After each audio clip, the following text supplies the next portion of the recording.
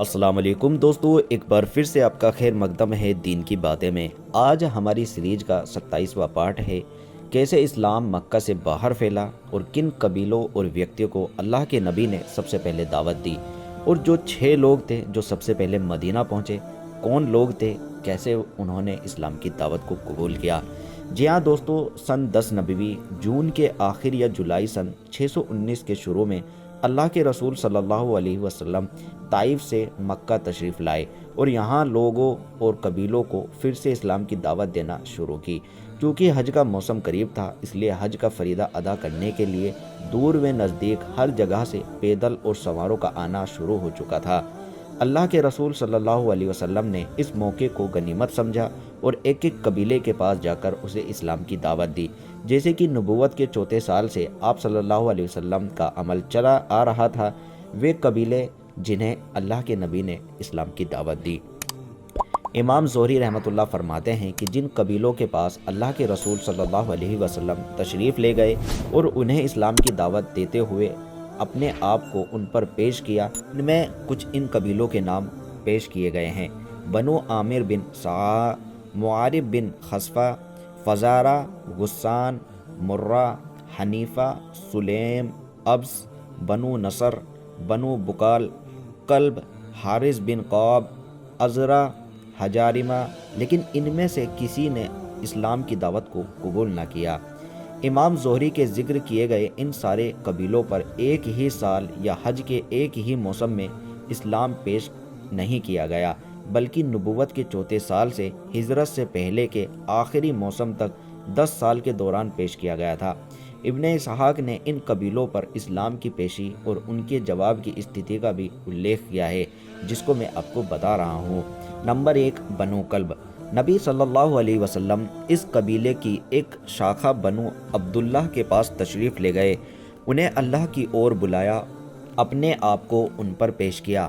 باتوں باتوں میں یہ بھی فرمایا کہ اے بنو عبداللہ، اللہ نے تمہارے دادا کا نام بہت اچھا رکھا تھا، لیکن اس قبیلے نے آپ کی دعوت کو قبول نہ کیا۔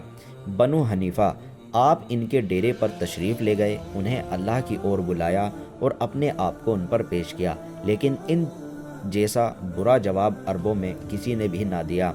عامر بن سعصع، انہیں بھی آپ نے اللہ کی طرف دعوت دی اور اپنے آپ کو ان پر پیش کیا۔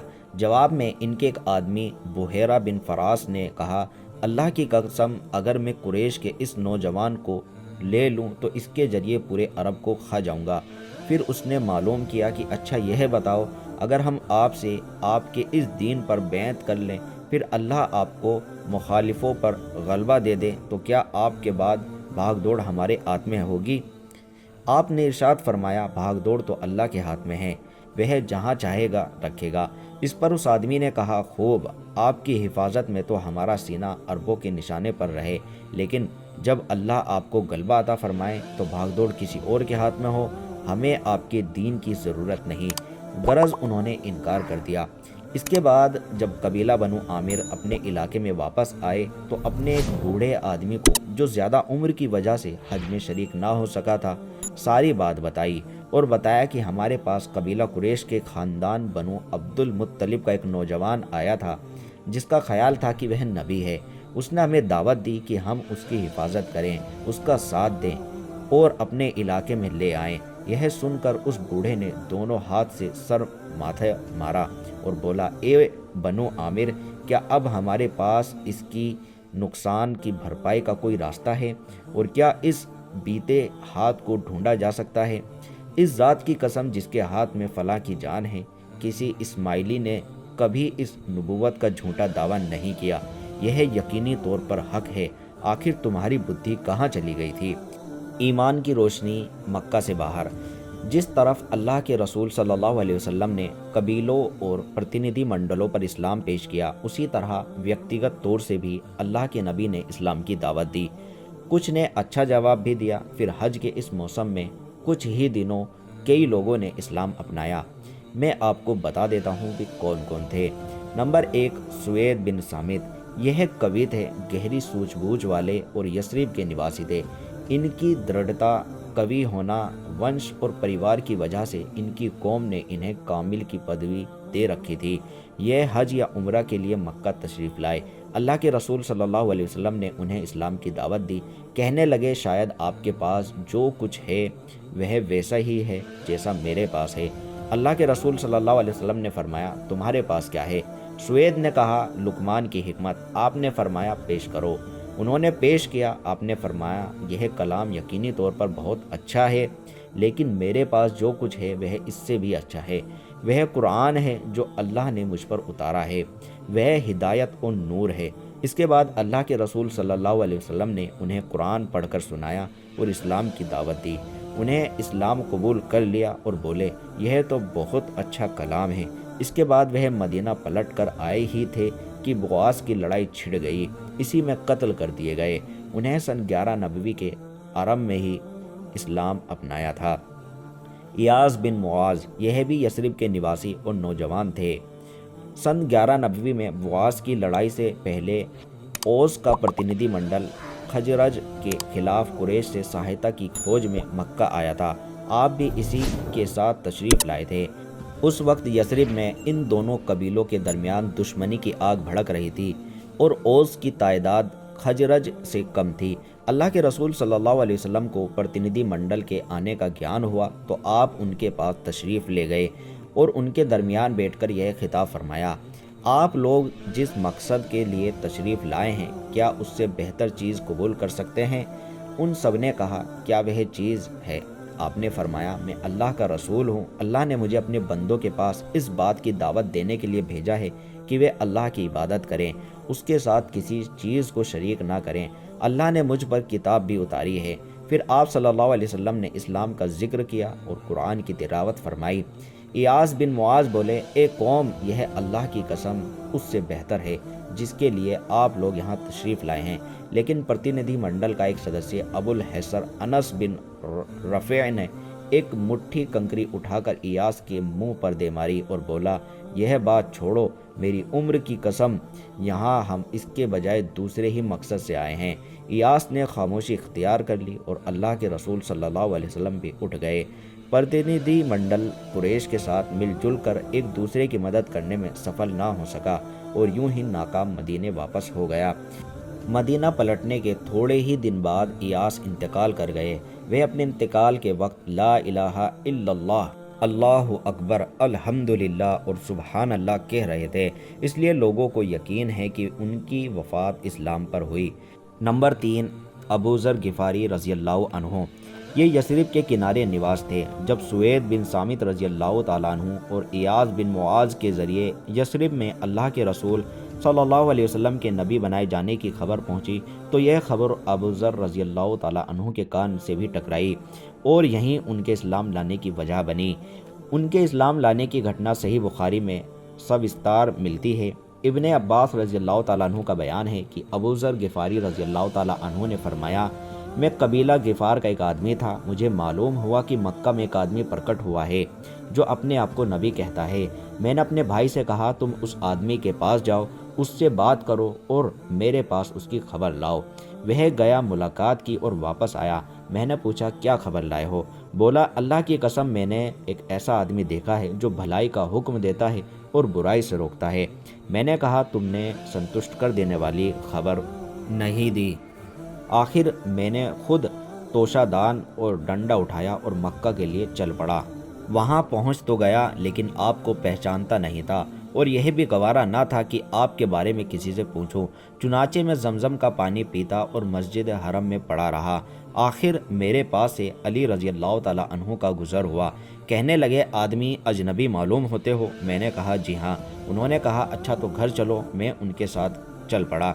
نہ وہ مجھ سے کچھ پوچھ رہے تھے نہ میں ان سے کچھ پوچھ رہا تھا، نہ انہوں نے کچھ بتایا۔ صبح ہوئی تو میں نے اس ارادے سے پھر مسجد حرم گیا کہ آپ کے بارے میں معلوم کرو، لیکن کوئی نہ تھا جو مجھے آپ کے بارے میں کچھ بتاتا۔ آخر میرے پاس سے پھر علی رضی اللہ تعالیٰ عنہ کا گزر ہوا۔ دیکھ کر بولے اس آدمی کو ابھی اپنا ٹھکانہ نہ معلوم ہو سکا؟ میں نے کہا نہیں۔ انہوں نے کہا اچھا تو میرے ساتھ چلو۔ اس کے بعد انہوں نے کہا اچھا تمہارا معاملہ کیا ہے اور تم اس شہر میں کیوں آئے ہو؟ میں نے کہا آپ رہسیہ سمجھے تو بتاؤں۔ انہوں نے کہا ٹھیک ہے میں ایسا ہی کروں گا۔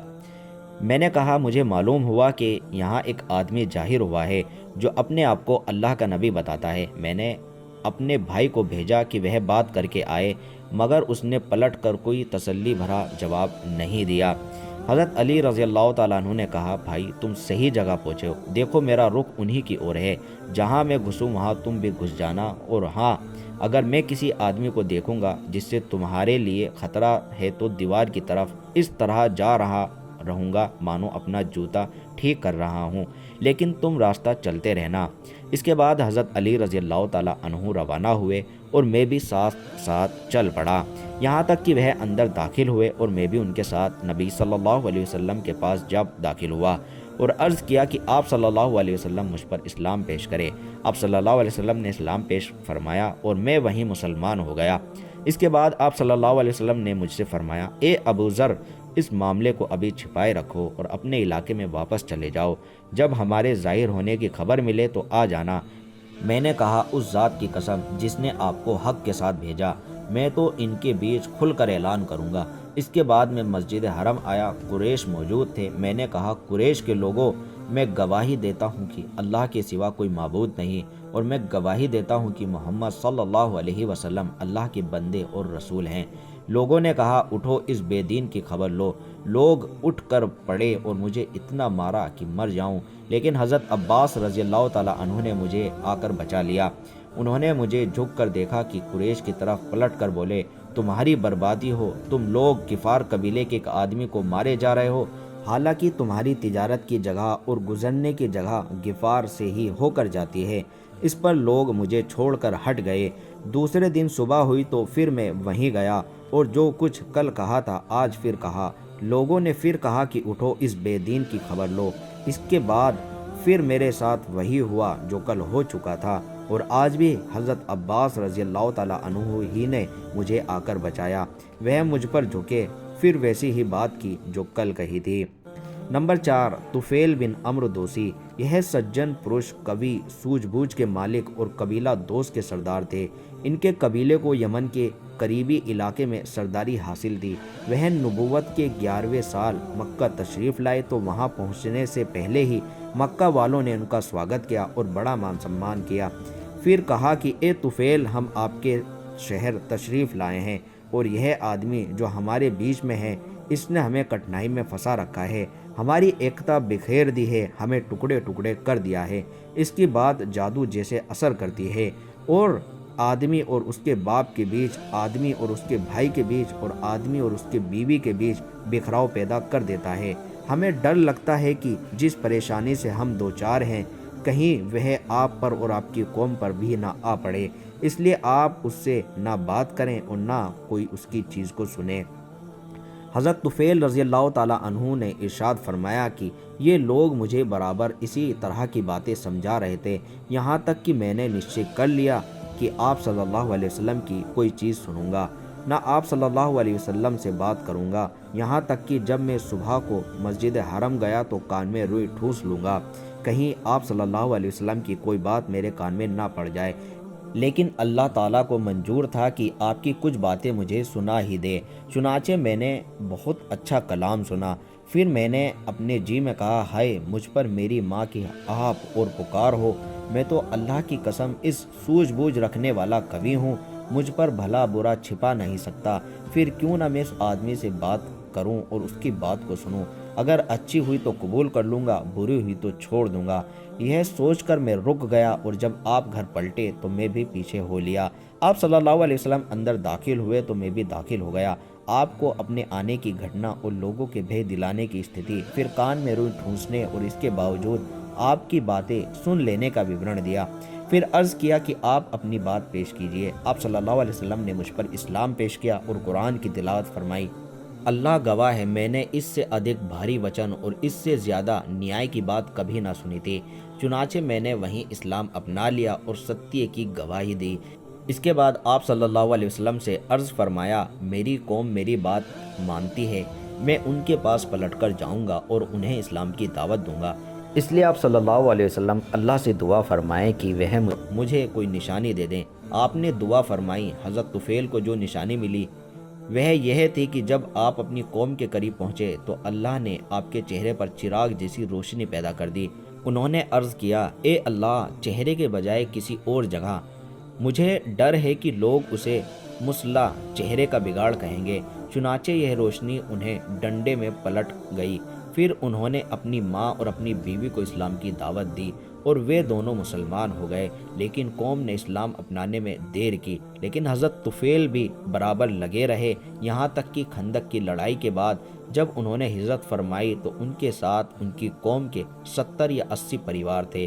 حضرت طفیل رضی اللہ تعالیٰ عنہ نے اسلام میں بڑی مہتوپورن کارنامے انجام دینے کے بعد یمامہ کی لڑائی میں شہید ہوئے۔ نمبر 5، زماد ازدی رضی اللہ تعالیٰ عنہ۔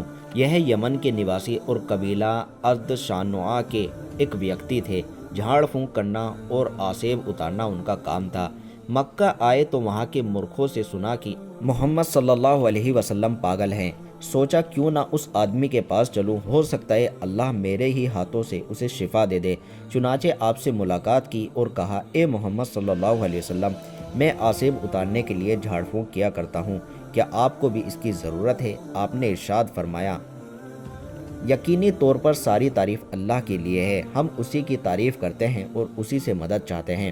جسے اللہ ہدایت دے اسے کوئی گمراہ نہیں کر سکتا، جسے اللہ بھٹکا دے اسے کوئی ہدایت نہیں دے سکتا، اور میں گواہی دیتا ہوں کہ اللہ کے سوا کوئی معبود نہیں، وہ اکیلا ہے، اس کا کوئی شریک نہیں، اور میں گواہی دیتا ہوں کہ محمد صلی اللہ علیہ وسلم اس کے بندے اور رسول ہیں۔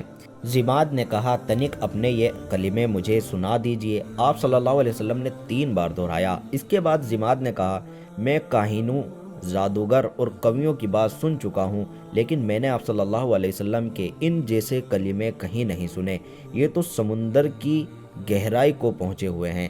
لائیے اپنا ہاتھ بڑھائیے، آپ صلی اللہ علیہ وسلم سے اسلام پر بیعت کر لوں، اور اس کے بعد انہوں نے بیعت کر لی۔ یثرب کی 6 بھاگیوان آتمائیں۔ 11ویں نبوی کے حج کے موسم 620 عیسوی جولائی میں اسلامی دعوت کو کچھ کام کے بیج ملے جو دیکھتے ہی دیکھتے بھاری بھرکم پیڑوں میں بدل گئے۔ ان کی ٹھنڈی اور گھنی چھاؤں میں بیٹھ کر مسلمانوں نے ورشوں سے ظلم اور ستم کی تپن سے راحت اور نجات پائی۔ مکہ والوں نے اللہ کے رسول صلی اللہ علیہ وسلم کو جھٹلانے اور لوگوں کو اللہ کی راہ سے روکنے کا جو بیڑا اٹھا رکھا تھا، اس کے پرتی اللہ کے نبی صلی اللہ علیہ وسلم کی کاریہ نیتی یہ تھی کہ آپ رات کے اندھیرے میں قبیلوں کے پاس تشریف لے جاتے تاکہ مکہ کا کوئی بھی مشرک رکاوٹ نہ ڈال سکے۔ اسی کاریہ نیتی کے انوسار ایک رات آپ صلی اللہ علیہ وسلم حضرت ابو بکر رضی اللہ تعالیٰ عنہ اور حضرت علی رضی اللہ تعالیٰ عنہ کو ساتھ لے کر باہر نکلے۔ بنو جوہل اور بنو شوبان بن سلبہ کے ڈیرے سے گزرے تو ان سے اسلام کے بارے میں بات چیت کی۔ انہوں نے جواب بہت آشاؤ بھرا دیا، لیکن اسلام اپنانے کے بارے میں نشچت نرنے نہ لیا۔ اس موقع پر حضرت ابو بکر رضی اللہ تعالیٰ عنہ اور بنو زحل کے ایک آدمی کے بیچ ونش کے بارے میں بڑا روچک پرشن اتر بھی ہوا۔ دونوں ہی ونش وشوشجঞ تھے۔ اس کے بعد اللہ کے رسول صلی اللہ علیہ وسلم مینا کی گھاٹی سے گزرے تو کچھ لوگوں کو آپس میں باتیں کرتے سنا۔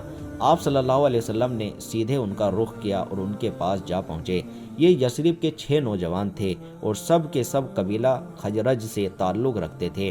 ان کے نام یہ تھے: اسعد بن زرار قبیلہ بنی انصار سے، نمبر 2 اوف بن حارث بن رفاع ابن افرا یعنی قبیلہ بن انصار سے، نمبر 3 رافع بن مالک بن ازلان قبیلہ بنی زریق سے، نمبر 4 قطبہ بن عامر بن حدیدہ قبیلہ بنی سلمہ سے، نمبر 5 عقبہ بن عامر بن نابی قبیلہ بنی حرام بن قاب سے، نمبر 6 حارث بن عبداللہ بن رعاب قبیلہ بنی عبید بن غنم سے۔ یہ یثرب والوں کا سوبھاگیہ تھا کہ وہ اپنے متر مدینہ کے یہودیوں سے سنا کرتے تھے کہ اس زمانے میں ایک نبی بھیجا جانے والا ہے اور اب جلد ہی وہ ظاہر ہوگا، ہم اس کی پیروی کر کے اس کے ساتھ تمہیں آدے ارم کی طرح قتل کر ڈالیں گے۔ اللہ کے رسول صلی اللہ علیہ وسلم نے ان کے پاس پہنچ کر معلوم کیا، آپ لوگ کون ہیں؟ انہوں نے کہا، ہم قبیلہ خزرج سے تعلق رکھتے ہیں۔ آپ صلی اللہ علیہ وسلم نے فرمایا، یعنی یہودیوں کے متر؟ بولے ہاں۔ فرمایا، پھر کیوں نہ آپ لوگ بیٹھے کچھ بات چیت کی جائے۔ وہ لوگ بیٹھ گئے۔ آپ نے ان کے سامنے اسلام کی حقیقت بیان فرمائی، انہیں اللہ کی اور بلایا اور قرآن پڑھا۔ انہوں نے آپس میں ایک دوسرے سے کہا، بھائی دیکھو، یہ تو وہی نبی معلوم ہوتا ہے جن کا حوالہ دے کر یہود تمہیں دھمکیاں دیا کرتے ہیں، اس لیے یہودی تم سے آگے نہ جانے جائیں۔ اس کے بعد انہوں نے ترنت آپ کی دعوت اپنا لی اور مسلمان ہو گئے۔ یہ یثرب کے بدھی جیوی تھے۔ حال ہی میں جو لڑائی بیت چکی تھی اور جس کے دھویں نے اب تک کے واتاورن کو اندھکار میں کیا ہوا تھا، اس لڑائی نے انہیں چور چور دیا تھا۔ اس لیے انہیں صحیح طور پر یہ آشا تھی کہ آپ کی دعوت لڑائی کے انت کا کارن بنے گی۔ چنانچہ انہوں نے کہا، ہم اپنی قوم کو اس حالت میں چھوڑ کر آئے ہیں کہ کسی اور قوم میں ان کے جیسی عداوت اور دشمنی نہیں پائی جاتی۔ امید ہے اللہ آپ کے ذریعے انہیں اکٹھا کر دے گا۔ ہم وہاں جا کر لوگوں کو آپ کے مقصد کی اور بلائیں گے اور یہ دین جو ہم نے قبول کیا ہے ان پر پیش کریں گے۔ اگر اللہ نے آپ پر ان کو اکٹھا کر دیا تو پھر آپ سے بڑھ کر کوئی اور پرتشٹھت نہ ہوگا۔